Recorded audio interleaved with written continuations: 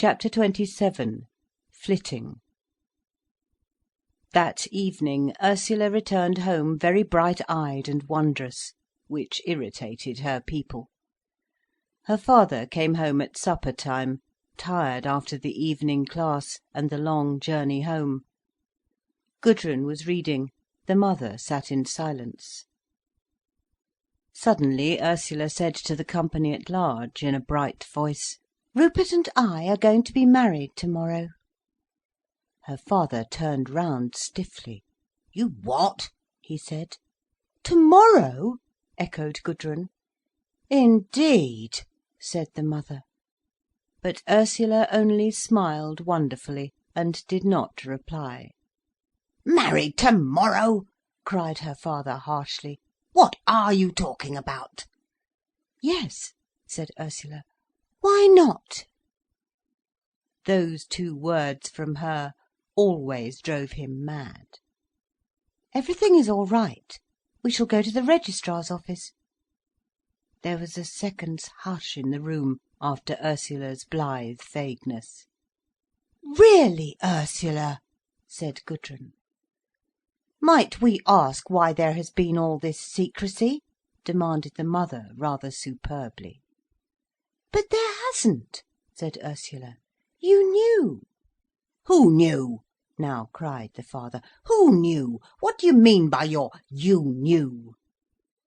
He was in one of his stupid rages. She instantly closed against him. "Of course you knew," she said coolly. "You knew we were going to get married." There was a dangerous pause.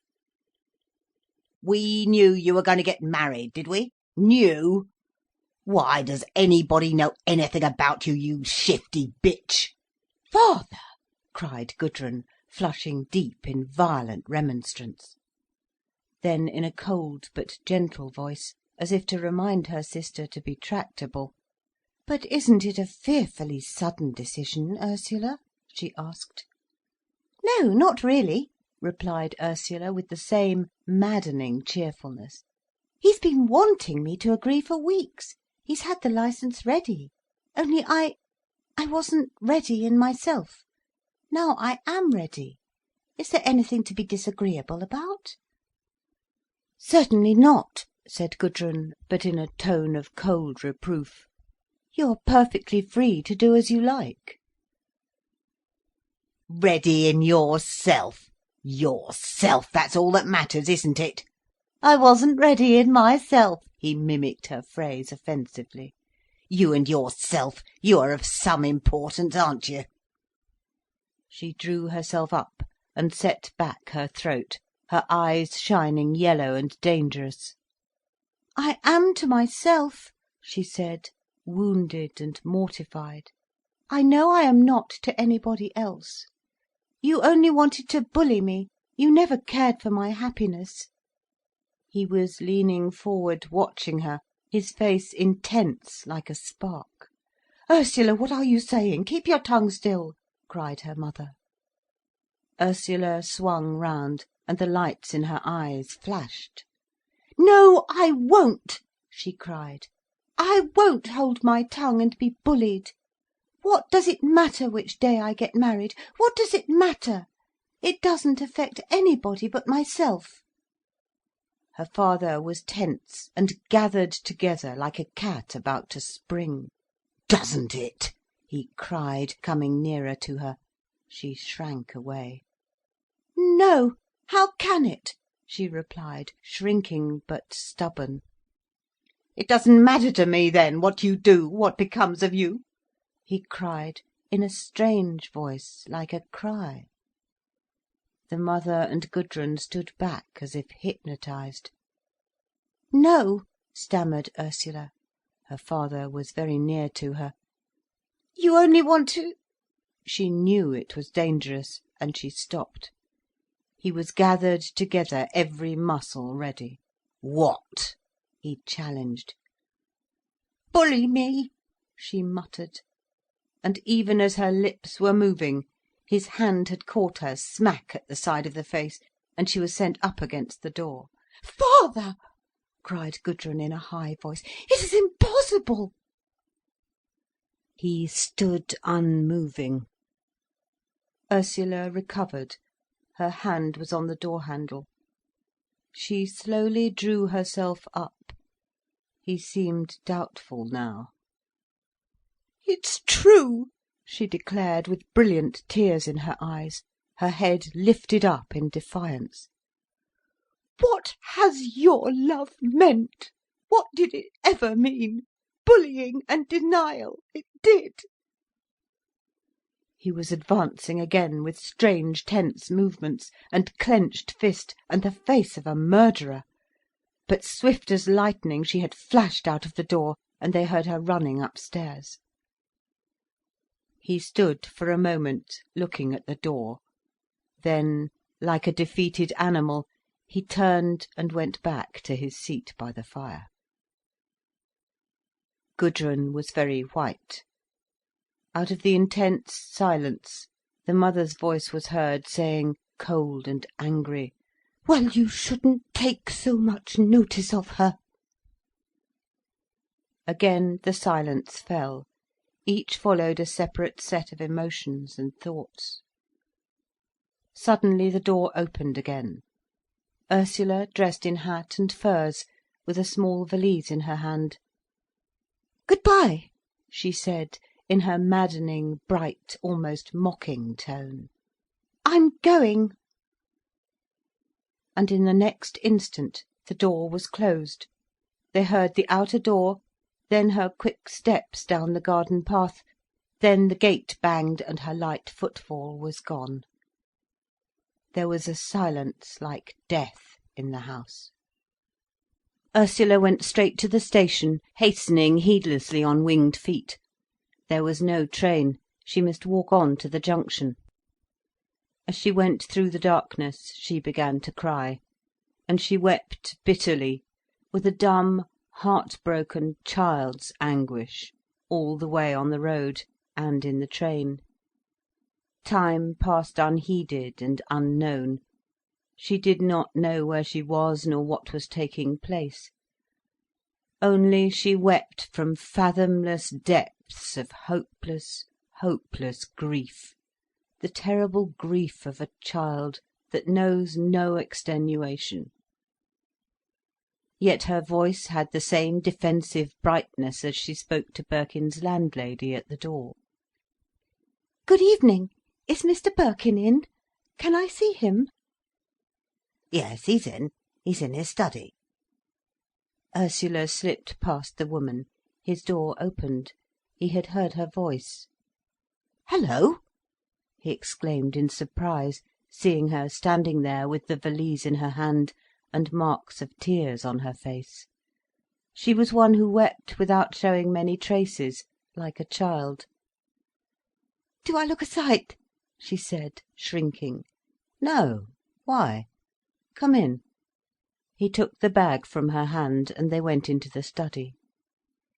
There, immediately, her lips began to tremble like those of a child that remembers again, and the tears came rushing up.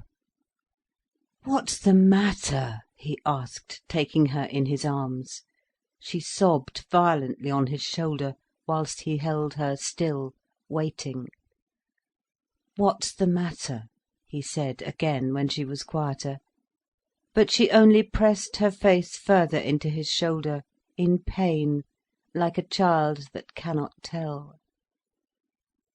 "What is it then?" he asked. Suddenly she broke away, wiped her eyes, regained her composure, and went and sat in a chair. "Father hit me," she announced, sitting bunched up rather like a ruffled bird, her eyes very bright. "What for?" he said. She looked away, and would not answer. There was a pitiful redness about her sensitive nostrils, and her quivering lips. "Why?" he repeated, in his strange, soft, penetrating voice. She looked round at him rather defiantly. "Because I said I was going to be married tomorrow, and he bullied me." "Why did he bully you?" Her mouth dropped again, She remembered the scene once more. The tears came up. "Because I said he didn't care, and he doesn't. It's only his domineeringness that's hurt," she said, her mouth pulled awry by her weeping all the time she spoke, so that he almost smiled, it seemed so childish. Yet it was not childish, it was a mortal conflict, a deep wound. "It isn't quite true," he said, "and even so you shouldn't say it." "It is true, it is true," she wept, "and I won't be bullied by his pretending it's love when it isn't. He doesn't care. How can he? No, he can't." He sat in silence. She moved him beyond himself. "Then you shouldn't rouse him, if he can't," replied Birkin quietly. "And I have loved him, I have," she wept. "I've loved him always, and he's always done this to me. He has—" "It's been a love of opposition, then," he said. "Never mind. It will be all right. It's nothing desperate." "Yes," she wept, "it is, it is." "Why?" "I shall never see him again." "Not immediately. Don't cry. You had to break with him. It had to be. Don't cry." He went over to her and kissed her fine, fragile hair, touching her wet cheeks gently. "Don't cry," he repeated. "Don't cry any more." He held her head close against him, very close and quiet. At last she was still. Then she looked up, her eyes wide and frightened. "Don't you want me?" she asked. "Want you?" His darkened, steady eyes puzzled her, and did not give her play. "Do you wish I hadn't come?" she asked, anxious now again for fear she might be out of place. "No," he said. "I wish there hadn't been the violence, so much ugliness. But perhaps it was inevitable." She watched him in silence. He seemed deadened. "But where shall I stay?" she asked, feeling humiliated. He thought for a moment. "Here, with me," he said. "We're married as much today as we shall be tomorrow." "But—" "I'll tell Mrs. Varley," he said. "Never mind now." He sat looking at her. She could feel his darkened, steady eyes looking at her all the time. It made her a little bit frightened. She pushed her hair off her forehead nervously. "Do I look ugly?" she said, and she blew her nose again. A small smile came round his eyes. "No," he said, "fortunately." And he went across to her, and gathered her like a belonging in his arms. She was so tenderly beautiful. He could not bear to see her, he could only bear to hide her against himself. Now, washed all clean by her tears, she was new and frail like a flower just unfolded, a flower so new, so tender, so made perfect by inner light, that he could not bear to look at her. He must hide her against himself, cover his eyes against her. She had the perfect candour of creation, something translucent and simple, like a radiant, shining flower that moment unfolded in primal blessedness. She was so new, so wonder clear, so undimmed. And he was so old, so steeped in heavy memories. Her soul was new, undefined and glimmering with the unseen, and his soul was dark and gloomy. It had only one grain of living hope, like a grain of mustard seed. But this one living grain in him matched the perfect youth in her.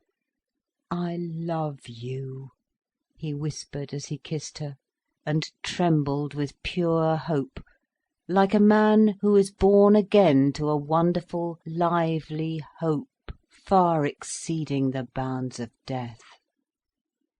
She could not know how much it meant to him, how much he meant by the few words. Almost childish, she wanted proof and statement, even overstatement, for everything seemed still uncertain, unfixed to her. But the passion of gratitude with which he received her into his soul, the extreme, unthinkable gladness of knowing himself living and fit to unite with her, he who was so nearly dead, who was so near to being gone with the rest of his race down the slope of mechanical death, could never be understood by her. He worshipped her as age worships youth. He gloried in her, because in his one grain of faith, he was young as she, he was her proper mate. This marriage with her was his resurrection and his life. All this she could not know. She wanted to be made much of, to be adored. There were infinite distances of silence between them. How could he tell her of the immanence of her beauty, that was not form or weight or colour, but something like a strange golden light? How could he know himself what her beauty lay in for him? He said, "Your nose is beautiful, your chin is adorable," but it sounded like lies, and she was disappointed, hurt. Even when he said, whispering with truth, "I love you, I love you," it was not the real truth. It was something beyond love, such a gladness of having surpassed oneself, of having transcended the old existence. How could he say "I," when he was something new and unknown, not himself at all? This "I," this old formula of the age, was a dead letter. In the new superfine bliss, a peace superseding knowledge, there was no I and you. There was only the third unrealised wonder, the wonder of existing not as oneself, but in a consummation of my being and of her being in a new one, a new paradisal unit regained from the duality. Nor can I say, "I love you," when I have ceased to be, and you have ceased to be. We are both caught up and transcended into a new oneness where everything is silent, because there is nothing to answer. All is perfect and at one. Speech travels between the separate parts, but in the perfect one there is perfect silence of bliss. They were married by law on the next day, and she did as he bade her. She wrote to her father and mother. Her mother replied, not her father. She did not go back to school. She stayed with Birkin in his rooms, or at the mill, moving with him as he moved, but she did not see anybody save Gudrun and Gerald. She was all strange and wondering as yet, but relieved as by dawn. Gerald sat talking to her one afternoon in the warm study down at the mill. Rupert had not yet come home. "You are happy?" Gerald asked her with a smile. "Very happy," she cried, shrinking a little in her brightness. "Yes, one can see it." "Can one?" cried Ursula in surprise. He looked up at her with a communicative smile. "Oh yes, plainly." She was pleased. She meditated a moment. And can you see that Rupert is happy as well?" He lowered his eyelids and looked aside. "Oh yes," he said. "Really?" "Oh yes." He was very quiet, as if it were something not to be talked about by him. He seemed sad. She was very sensitive to suggestion. She asked the question he wanted her to ask. "Why don't you be happy as well?" she said. "You could be just the same." He paused a moment. "With Gudrun?" he asked. "Yes," she cried, her eyes glowing. But there was a strange tension, an emphasis, as if they were asserting their wishes against the truth. "You think Gudrun would have me, and we should be happy?" he said. "Yes, I'm sure," she cried. Her eyes were round with delight, yet underneath she was constrained. She knew her own insistence. "Oh, I'm so glad," she added. He smiled. "What makes you glad?" he said. "For her sake," she replied. "I'm sure you're the right man for her." "You are?" he said. "And do you think she would agree with you?" "Oh yes," she exclaimed hastily. Then, upon reconsideration, very uneasy. "Though Gudrun isn't so very simple, is she? One doesn't know her in 5 minutes, does one? She's not like me in that." She laughed at him, with her strange, open, dazzled face. "You think she's not much like you?" Gerald asked. She knitted her brows. "Oh, in many ways she is. But I never know what she will do when anything new comes." "You don't?" said Gerald. He was silent for some moments. Then he moved tentatively. "I was going to ask her, in any case, to go away with me at Christmas," he said, in a very small, cautious voice. "Go away with you? For a time, you mean?" "As long as she likes," he said, with a deprecating movement. They were both silent for some minutes. "Of course," said Ursula at last, "she might just be willing to rush into marriage. You can see." "Yes," smiled Gerald, "I can see.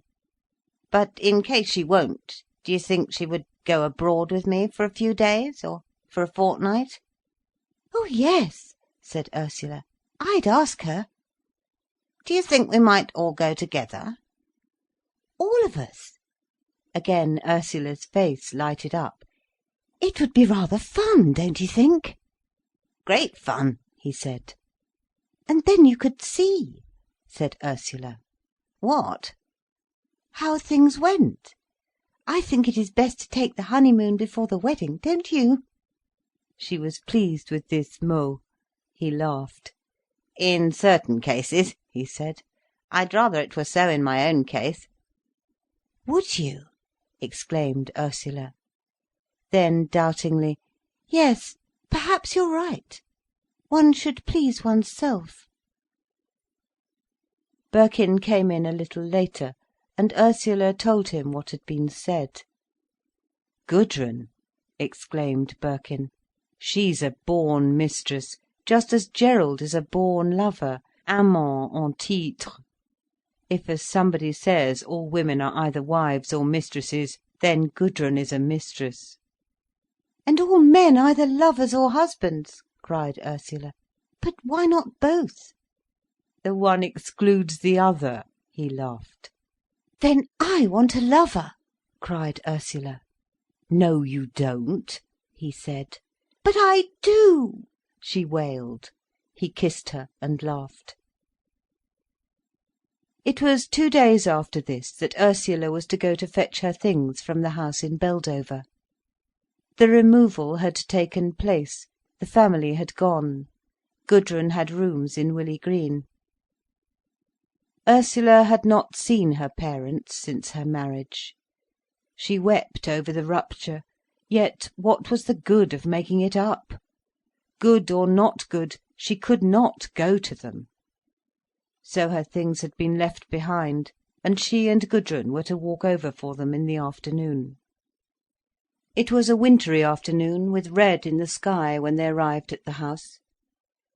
The windows were dark and blank.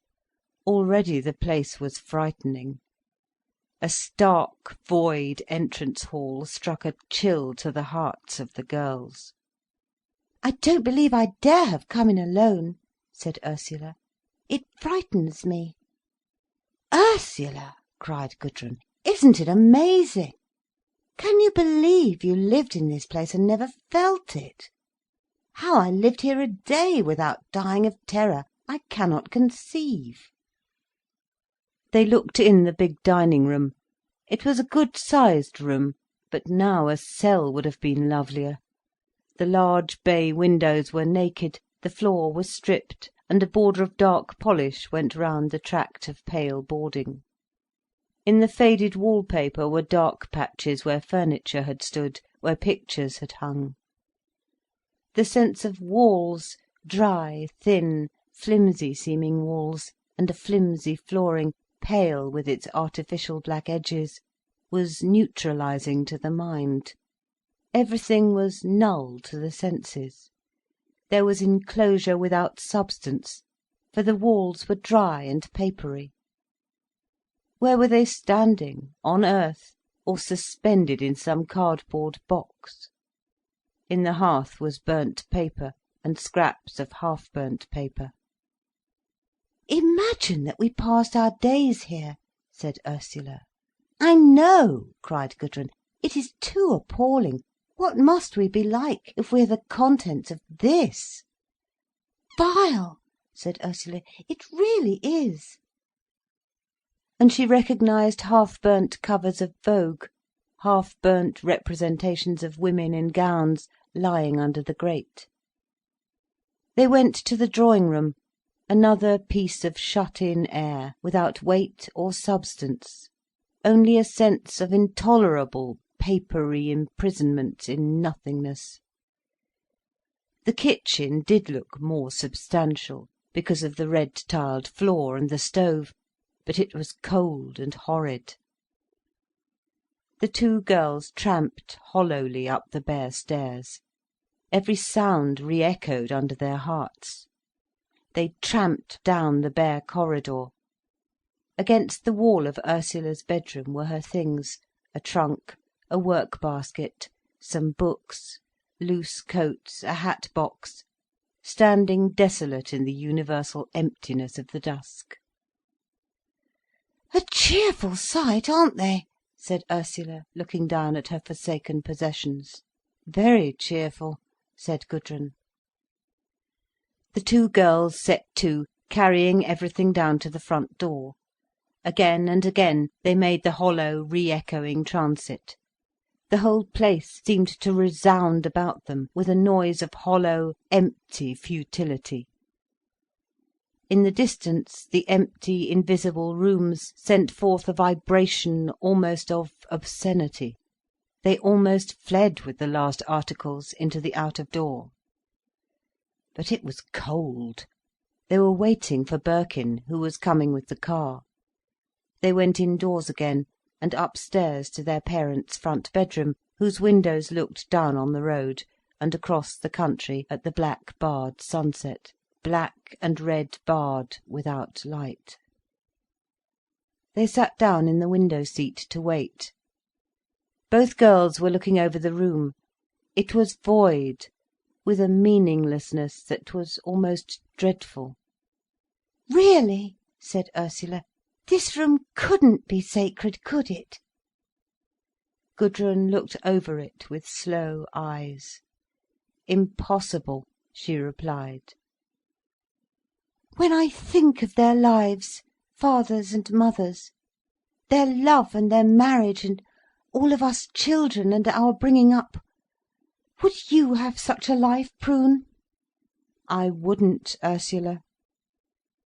"It all seems so nothing, their two lives. There's no meaning in it. Really, if they had not met, and not married, and not lived together, it wouldn't have mattered, would it?" "Of course you can't tell," said Gudrun. "No, but if I thought my life was going to be like it, Prune," she caught Gudrun's arm, "I should run." Gudrun was silent for a few moments. "As a matter of fact, one cannot contemplate the ordinary life. One cannot contemplate it," replied Gudrun. "With you, Ursula, it is quite different. You will be out of it all with Birkin. He's a special case. But with the ordinary man, who has his life fixed in one place, marriage is just impossible.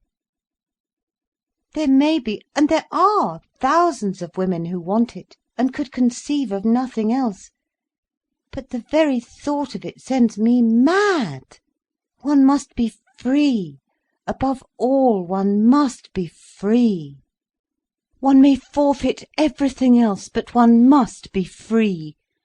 One must not become 7 Pinchbeck Street, or Somerset Drive, or Shortlands. No man will be sufficient to make that good, no man. To marry, one must have a freelance or nothing, a comrade in arms, a Glücksritter. A man with a position in the social world, well, it is just impossible. Impossible." "What a lovely word, a Glücksritter," said Ursula. "So much nicer than a soldier of fortune." "Yes, isn't it?" said Gudrun. "I'd tilt the world with a Glücksritter. But a home, an establishment, Ursula, what would it mean? Think." "I know," said Ursula. "We've had one home. That's enough for me." "Quite enough," said Gudrun. "The little grey home in the west," quoted Ursula ironically. "Doesn't it sound grey, too?" said Gudrun grimly. They were interrupted by the sound of the car. There was Birkin. Ursula was surprised that she felt so lit up, that she became suddenly so free from the problems of grey homes in the west. They heard his heels click on the hall pavement below. "Hello," he called, his voice echoing alive through the house. Ursula smiled to herself. He was frightened of the place too. "Hello, here we are," she called downstairs, and they heard him quickly running up. "This is a ghostly situation," he said. "These houses don't have ghosts, they've never had any personality, and only a place with personality can have a ghost," said Gudrun. "I suppose so. Are you both weeping over the past?" "We are," said Gudrun grimly. Ursula laughed. "Not weeping that it's gone, but weeping that it ever was," she said. "Oh," he replied, relieved. He sat down for a moment. There was something in his presence, Ursula thought, lambent and alive. It made even the impertinent structure of this null house disappear. "Gudrun says she could not bear to be married and put into a house," said Ursula, meaningful. They knew this referred to Gerald. He was silent for some moments. "Well," he said, "if you know beforehand you couldn't stand it, you're safe." "Quite," said Gudrun. "Why does every woman think her aim in life is to have a hubby and a little grey home in the west? Why is this the goal of life? Why should it be?" said Ursula. "Il faut avoir le respect de ses bêtises," said Birkin. "But you needn't have the respect for the bêtise before you've committed it," laughed Ursula. "Ah then, des bêtises du papa?" "Et de la maman," added Gudrun satirically. "Et des voisins," said Ursula. They all laughed and rose. It was getting dark. They carried the things to the car. Gudrun locked the door of the empty house. Birkin had lighted the lamps of the automobile. It all seemed very happy, as if they were setting out. "Do you mind stopping at Coulson's? I have to leave the key there," said Gudrun. "Right," said Birkin, and they moved off. They stopped in the main street. The shops were just lighted, the last miners were passing home along the causeways, half-visible shadows in their grey pit-dirt, moving through the blue air. But their feet rang harshly in manifold sound along the pavement. How pleased Gudrun was to come out of the shop and enter the car, and be borne swiftly away into the downhill of palpable dusk, with Ursula and Birkin. What an adventure life seemed at this moment. How deeply, how suddenly she envied Ursula. Life for her was so quick and an open door, so reckless, as if not only this world, but the world that was gone and the world to come were nothing to her.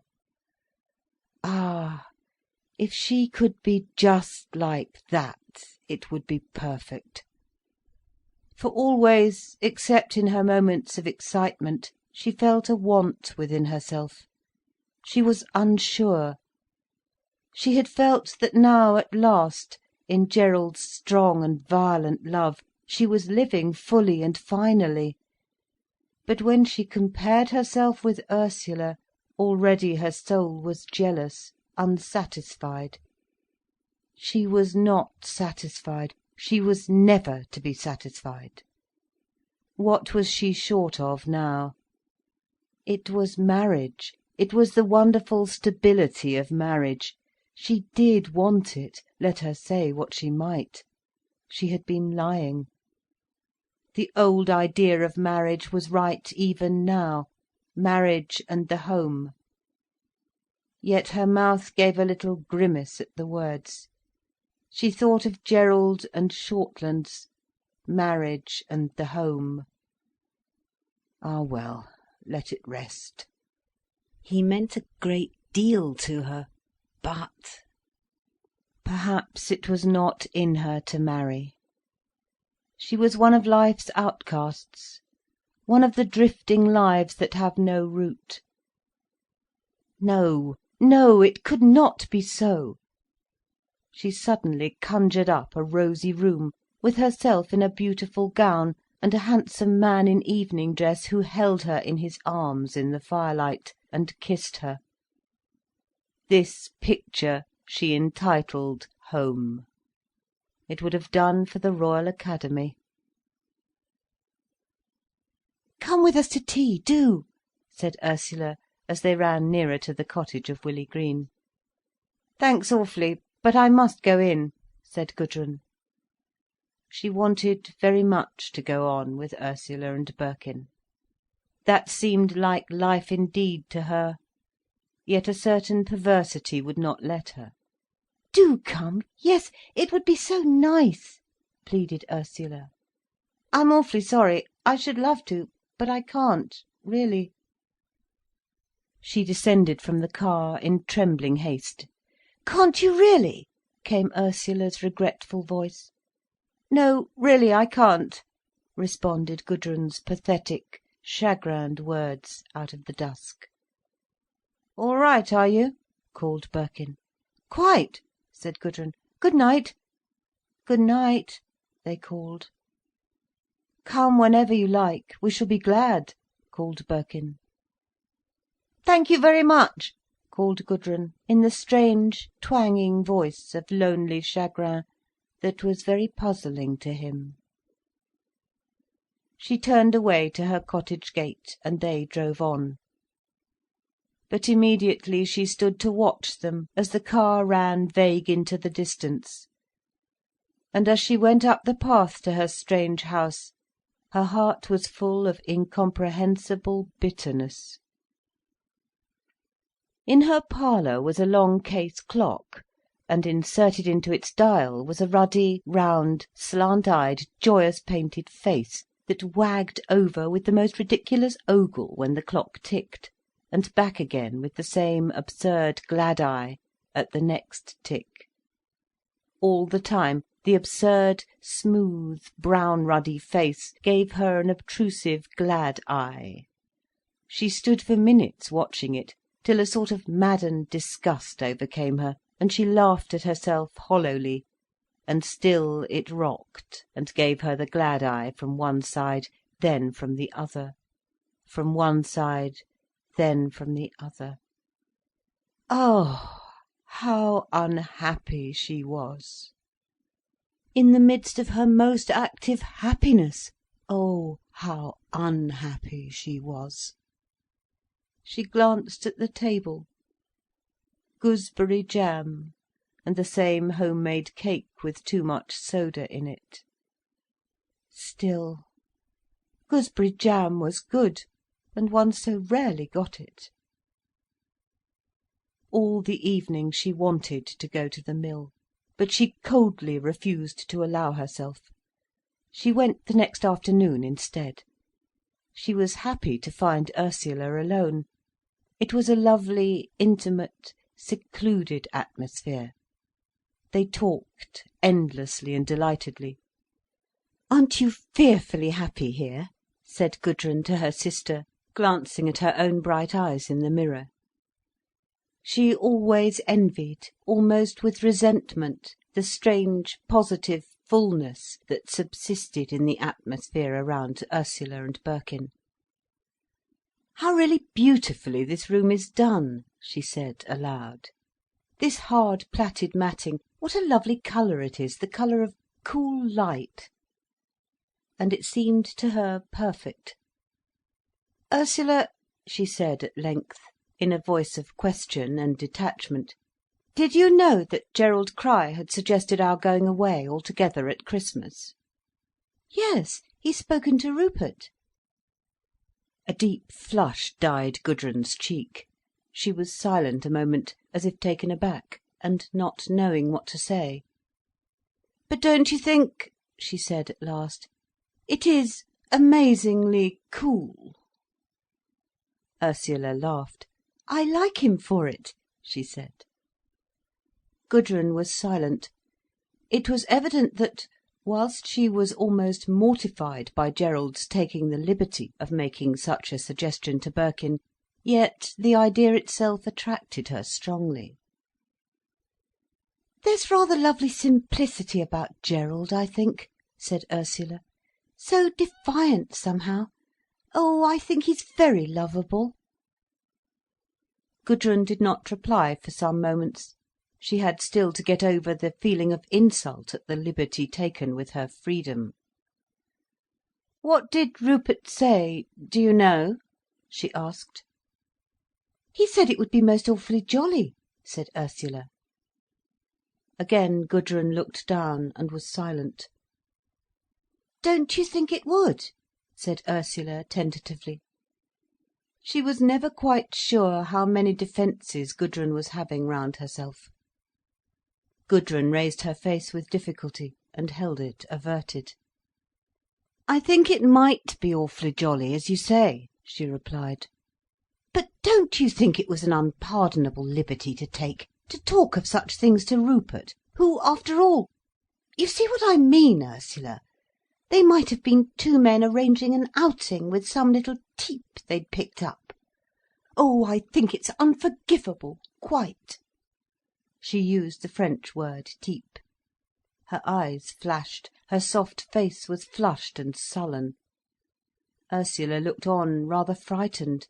Frightened most of all because she thought Gudrun seemed rather common, really like a little type. But she had not the courage quite to think this, not right out. Oh no," she cried, stammering. "Oh no, not at all like that. Oh no. No, I think it's rather beautiful, the friendship between Rupert and Gerald. They just are simple. They say anything to each other. Like brothers." Gudrun flushed deeper. She could not bear it that Gerald gave her away, even to Birkin. "But do you think even brothers have any right to exchange confidences of that sort?" she asked, with deep anger. "Oh yes," said Ursula. there's never anything said that isn't perfectly straightforward. No, the thing that's amazed me most in Gerald, how perfectly simple and direct he can be. And you know, it takes rather a big man. Most of them must be indirect. They're such cowards." But Gudrun was still silent with anger. She wanted the absolute secrecy kept with regard to her movements. "Won't you go?" said Ursula. "Do, we might all be so happy. There is something I love about Gerald. He's much more lovable than I thought him. He's free, Gudrun, he really is." Gudrun's mouth was still closed, sullen and ugly. She opened it at length. "Do you know where he proposes to go?" she asked. "Yes, to the Tyrol, where he used to go when he was in Germany. A lovely place where students go, small and rough and lovely, for winter sport." Through Gudrun's mind went the angry thought, "They know everything." "Yes," she said aloud. "About 40 kilometres from Innsbruck, isn't it?" "I don't know exactly where, but it would be lovely, don't you think? High in the perfect snow." "Very lovely," said Gudrun sarcastically. Ursula was put out. "Of course," she said, "I think Gerald spoke to Rupert, so that it shouldn't seem like an outing with a teep." "I know, of course," said Gudrun, "that he quite commonly does take up with that sort." "Does he?" said Ursula. "Why, how do you know?" "I know of a model in Chelsea," said Gudrun coldly. Now Ursula was silent. "Well," she said at last, with a doubtful laugh, "I hope he has a good time with her." At which Gudrun looked more glum. Chapter 27